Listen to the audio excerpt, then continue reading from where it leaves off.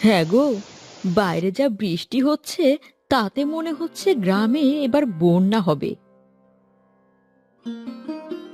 কি গো, চুপ করে আছো যে, কথা বলছো না কেন? কি আর বলবো গিন্নি, আমিও তো সারাদিন সেই চিন্তাতেই আছি। যাও একটু কর্ম করে খাচ্ছিলাম, যদি বন্যা হয় এই তখন তো মনে হচ্ছে সেটাও কপালে জুটবে না। আচ্ছা, অত চিন্তা করো না তো, যা হবে দেখা যাবে। জাহানারার কথায় এবার গফুর মিয়ার চোখে পানি চলে এলো। সে চোখ মুছতে মুছতে বলল, হায় আল্লাহ, এ তুমি আমাদের কোন বিপদে ফেললে। বাবা, ও বাবা, তুমি কাঁদছো কেন? ওই কাচ্ছি রে মা। না না, আমি কাচ্ছি না। বেশ, তাহলে আমায় একটা কলার ভেলা বানিয়ে দাও না। সে কি রে, কলার ভেলা? সে দিয়ে তুই আবার কি করবি? কি আর করব, বন্যা হলে সেই কলার ভেলা দিয়ে এদিক সেদিক যাব। সাদিয়ার কথা শুনে গফুর মিয়া এবার হাসতে হাসতে বলল, দেখো তো মেয়ের কাণ্ড, কোথায় আমরা বন্যা নিয়ে ভয় পাচ্ছি, আর মেয়ে আছে কলার ভেলা নিয়ে। হাসছো কেন? আমি তো ভালো কথাই বললাম। দাও না বাবা, ও বাবা, দাও না।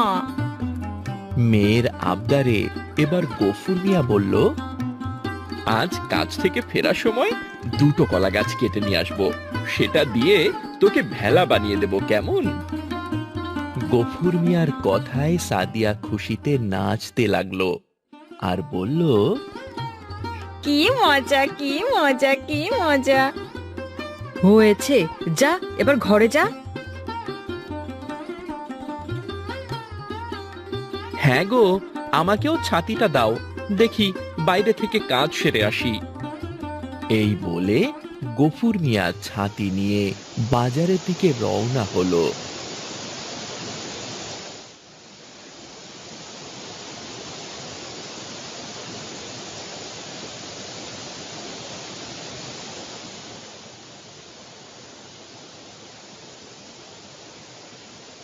দেখেছো তো মা, কত বেলা হয়ে গেল, বাবা এখনো এলো না। এই নাকি বাবা আমায় কলার ভেলা বানিয়ে দেবে। হ্যাঁ রে মা, তাই তো দেখছি, লোকটা তো কখনো তো দেরি করে না। ভাবছি যাব নাকি একবার দেখে আসতে। জাহানারা যখন এ কথা বলছিল তখনই বাইরে হঠাৎ গফুর মিয়ার গলা শোনা গেল। কই রে মা, কোথায় গেলি? তাড়াতাড়ি বাইরে আয়। ওই তো বাবা এসেছে।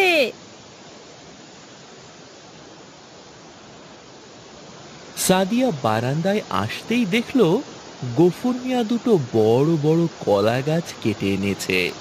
এই দেখে সাদিয়া খুশি হয়ে বলল, কি মজা, কি মজা, ওই তো বাবা কলা গাছ কেটে এনেছে। এবার বাবা আমায় কলার ভেলা বানিয়ে দেবে, কি মজা। কি গো, তোমার আজ আসতে তো দেরি হলো যে? হ্যাঁ গো, মেয়েটা সকালবেলা এত করে বলল, তাই তো ওর জন্য কলা গাছ কেটে আনলাম। ওগুলো কাটতেই দেরি হয়ে গেল আর কি। সত্যি বাপু, তুমি পারো বটে। মেয়ে যা বলবে তাই তোমায় করতে হবে। কি করব বলো, আমার তো মোটে ওই একটাই মেয়ে। হয়েছে হয়েছে, ওগুলো রেখে এবার খেতে আসো দেখি। মেয়েটাও তোমার জন্য না খেয়ে আছে। এই বলে জাহানারা সেখান থেকে চলে গেল।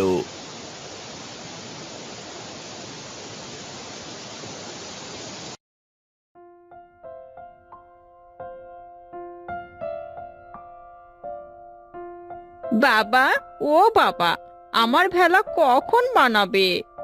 বাবা, ও বাবা, আমার ভেলা কখন বানাবে বাবা? এত কথা না বলে খা দেখি। নিজের চিন্তায় মরে যাচ্ছি, আর ও আছে ওর ভেলা নিয়ে। শুধু শুধু মেয়েটাকে বকো না তো। মারে, তুই খেয়ে নে, খাওয়া দাওয়া শেষ করেই আমরা ভেলা বানাবো। এই বলে সবাই খাওয়া শেষ করলো।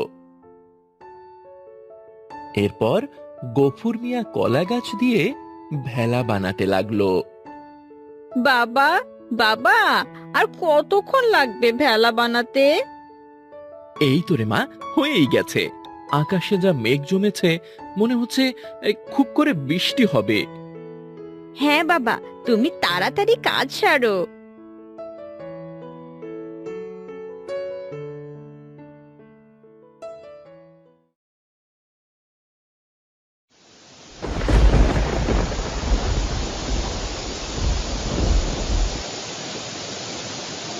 এই যা, বৃষ্টি শুরু হয়ে গেল। চল চল চল চল মা, আমরা ভেতরে যাই।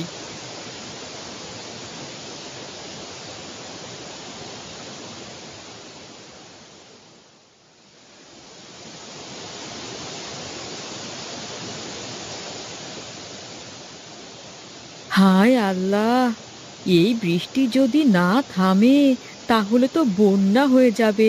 তখন আমরা কোথায় যাব? তাই তো ভাবছি, বন্যা হলে তখন তো জমির কাজটাও আর করতে পারবো না। তখন কোথায় যাব? হাতে যা টাকা ছিল তাও তো শেষ হবার জো। ইয়া আল্লাহ, তুমি রহম করো। আমাদের বাড়িটা তো বেশ উঁচুই আছে, চিনতে হচ্ছে বাইরেরটা নিয়ে। আমারও তো সেই একই চিন্তা। যাগে, ঘুমিয়ে পড়ো। যা হওয়ার সে সকালে দেখা যাবে। এই বলে জাহানারা আর গফুর মিয়া ঘুমিয়ে পড়ল।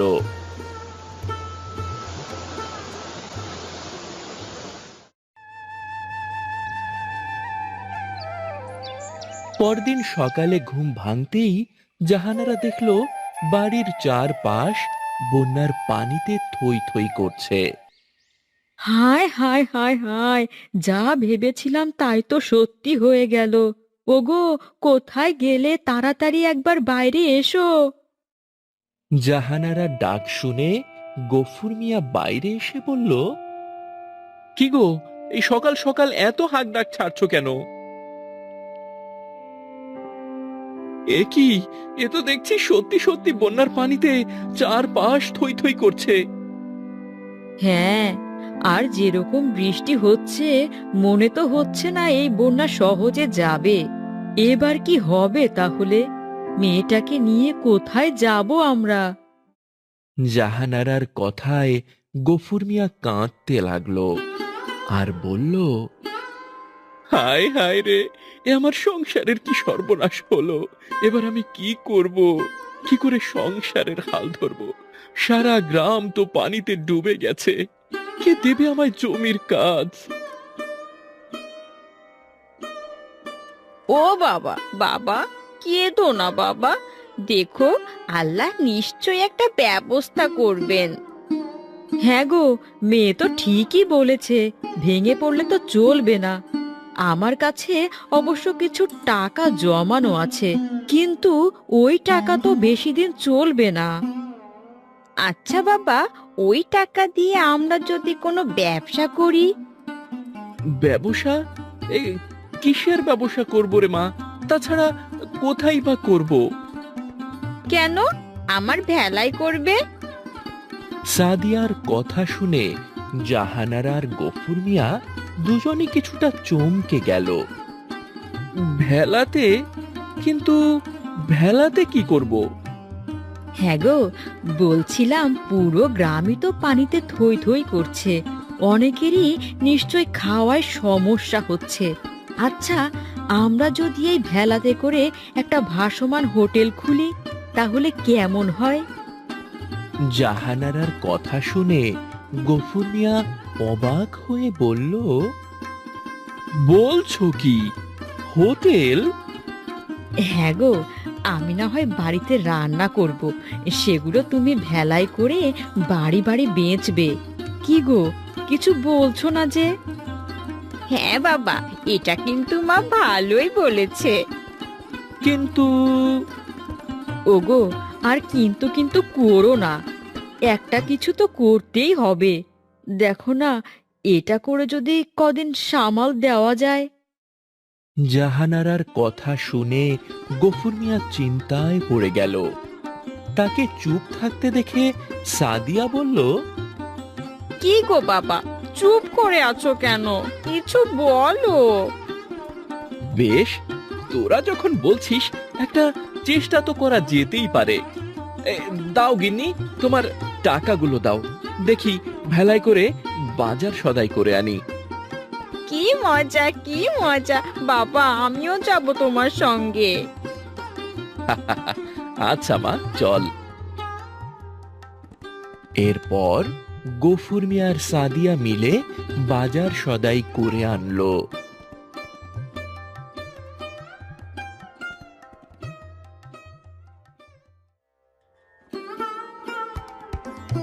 কই গো গিন্নি, এই হলো তোমার রান্না?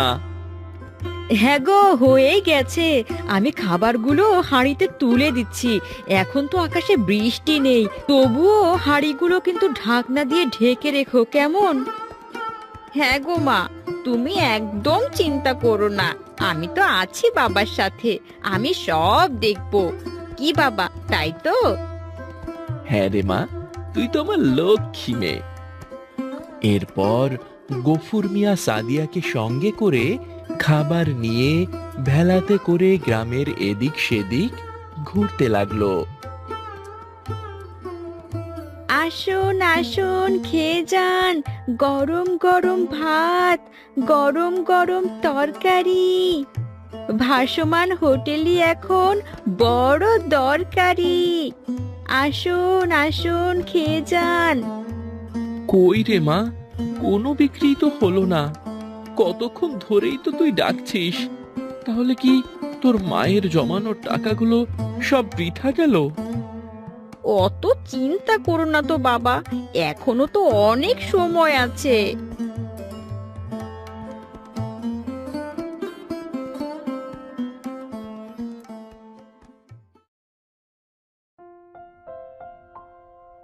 কি গো মোশাররফ চাচা, খাবে নাকি গরম ভাত?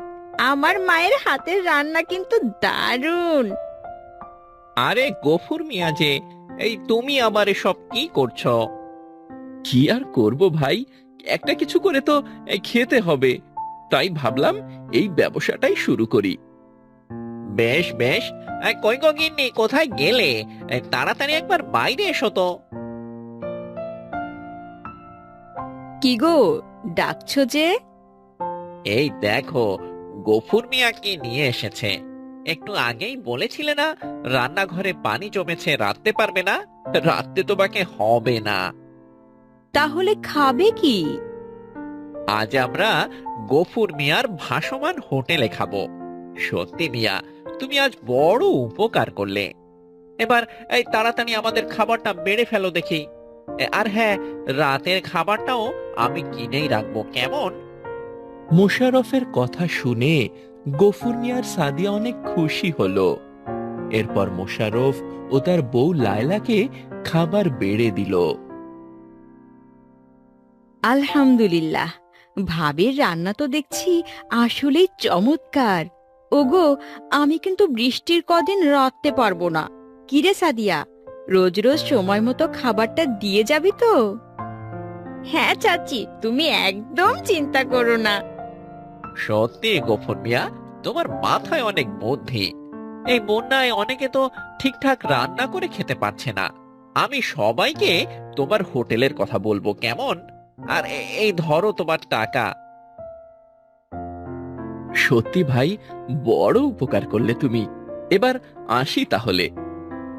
এই বলে গফুর মিয়া আবারও ভেলা চালাতে লাগলো, আর সাদিয়া জোরে জোরে বলতে লাগলো, আসুন আসুন, খেয়ে যান। গরম গরম ভাত, গরম গরম তরকারি। ভাসমান হোটেলই এখন ভীষণ দরকারি। এরপর সাদিয়া আর গফুর মিয়ার ভাসমান হোটেল দেখে অনেকেই খাবার খেতে এগিয়ে এলো, আর বিকেলের আগেই তাদের সব খাবার বিক্রি হয়ে গেল। দেখলে তো বাবা, তুমি শুধু শুধু চিন্তা করছিলে, আর দেখো বিকেল হতেই আমাদের সব খাবার বিক্রি হয়ে গেছে। হ্যাঁ রে মা, তাই তো দেখছি। এই চল চল, তাড়াতাড়ি বাড়ি ফিরে যাই। এই বলে সাদিয়া আর গফুর